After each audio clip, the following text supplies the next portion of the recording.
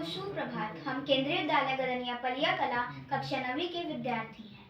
विकसित भारत बिल्डाथन के अंतर्गत हमने एक प्रोजेक्ट बनाया है और हमारी टीम का नाम टीम नव चेतना है। तो आइए इस प्रोजेक्ट के बारे में और जानते हैं।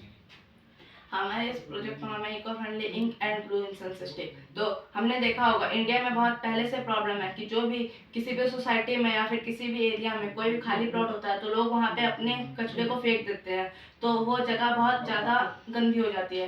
तो इसीलिए हम लोगों ने ये भी देखा होगा कि कई सारे रूरल और अर्बन एरियाज में सुबह सुबह एक इलेक्ट्रिक व्हीकल आता है जो कि गार्बेज कलेक्ट करके ले जाता है। तो हमारा प्लान ये है कि हम उस खाली प्लॉट को बाउंडेड करेंगे, उसके बाद जो सुबह सुबह गार्बेज व्हीकल आता है जो कि कलेक्ट करके ले जाता है उस प्लॉट में जाकर के उस गार्बेज को इकट्ठा कर देगा, और बाकी जो लोग उस गार्बेज व्हीकल को गार्बेज नहीं दे पाते हैं वो अपना गार्बेज यहाँ पे छोड़ के भी जा सकते हैं। उसके बाद इसको हम 4 कॉलम में डिवाइड करेंगे। जो हमारा प्लॉट होगा 4 कॉलम में डिवाइड होने के बाद उसके अंदर 4 पोर्शन में मिलेंगे, जिसके अंदर एक के अंदर हम रखेंगे वेट गार्बेज, एक के अंदर रखेंगे ड्राई गार्बेज, और 2 पोर्शन हमारे होंगे खाली।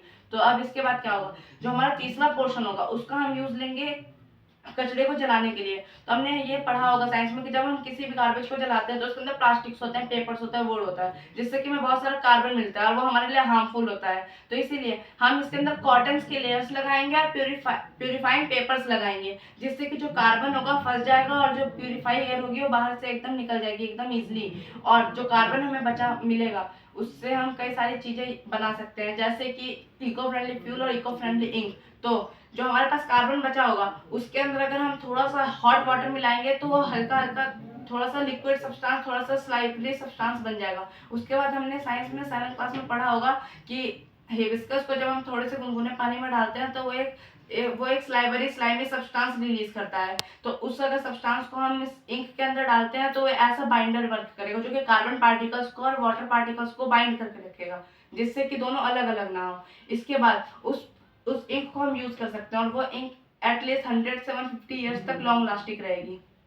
और हमारी ये इंक पूरी तरीके से नॉन टॉक्सिक है और पूरी तरीके से वॉशेबल है। अगर ये हमारे हाथ पे लग जाती है तो हम इसको आसानी से धुल सकते हैं, जैसे कि कंपैरेटिवली बाकी जो सिंथेटिक इंक होती हैं वो हाथों पे लगने के बाद आसानी से मिटती नहीं है। ये हमारी इंक पूरी तरीके से वॉशेबल है और ये हमारी स्किन को किसी भी तरीके का हार्म नहीं पहुंचाती है।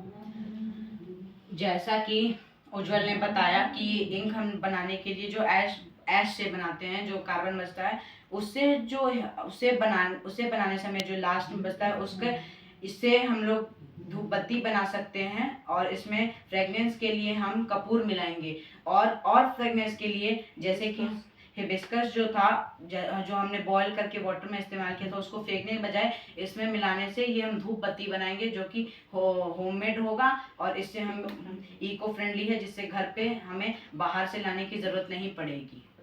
एक डिवाइस होता है जिसका नाम है ESP8266। अगर हम उस डिवाइस को इस प्रोजेक्ट में यूज़ करेंगे तो हम इस प्रोजेक्ट को पूरा ऑटोमेटिक कर सकते हैं। Thank you.